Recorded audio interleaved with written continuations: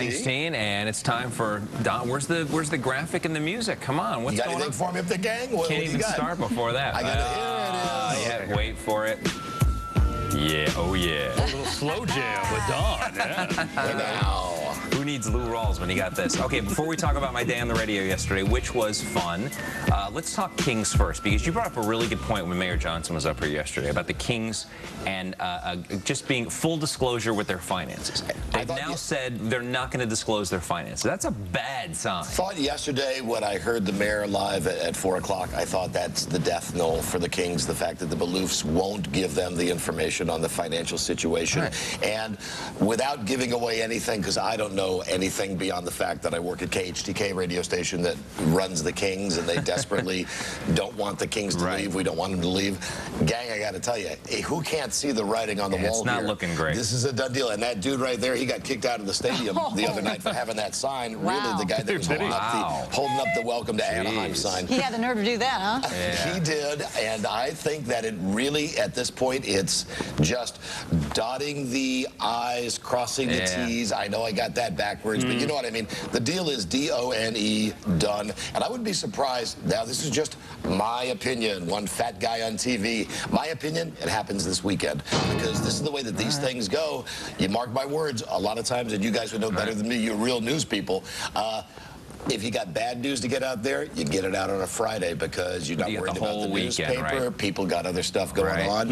I bet it happens this weekend. I hope it doesn't. I pray it doesn't. No. And it doesn't mean we wouldn't get another team at some point, but it looks like... So if we see like a bunch of Ryder trucks heading towards Arco. Oh my gosh, I don't... At 2 a.m. No matter what you might say about the Maloofs, I don't think they're going to pull an Ursay on us. I don't think they're going to move out. Were you in Indy when that whole thing happened, the Baltimore-Indy thing? Was that when you were there? I was not in Indianapolis or Baltimore, although I've lived and worked in both cities. And that, I'll tell you this, honestly, Corey, that is still devastating to the people of Baltimore. They still remember that to this day, even though they have their own team now and they won the Super Bowl and everything else. There's still people that go nuts about the Baltimore Colts, and I think there's that same sort of love in Sacramento, and I think they're gone. That was very sad watching the Bears press conference yesterday. Well, it was the first time in the English language that somebody said, our first choice is Anaheim. I don't think anybody's ever said that before out loud. Not those words altogether. So goodbye, Kings. And listen, let me take my last couple of seconds here to say,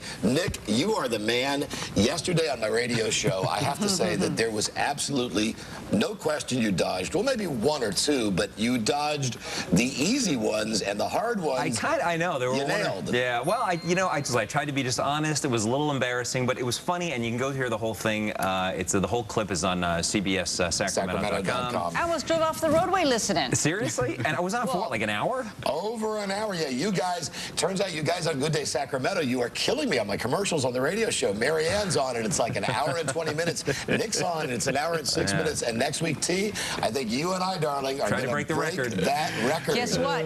But you're going to be in the hot seat. Yes, and we're turning the tables. I will gladly be in your hot seat. And I'll form my own questions. I'm all for it. Bring it on, lady. Listen. My proudest moment was when he said, name as many presidents as you can in 30 seconds. One of them was Polk. That was who else would come up with that? This guy was awesome on the radio, and I thank you again, Nick. It was awesome. It was a fun time. Everybody else over out there. By the way, you can listen to Don Monday through Friday, 12 to 4 on KHTK Sports 1140. Soon to be home of the Anaheim Royals. Or something. Who knows? Hey, Twitter paying off big time for Charlie Sheen.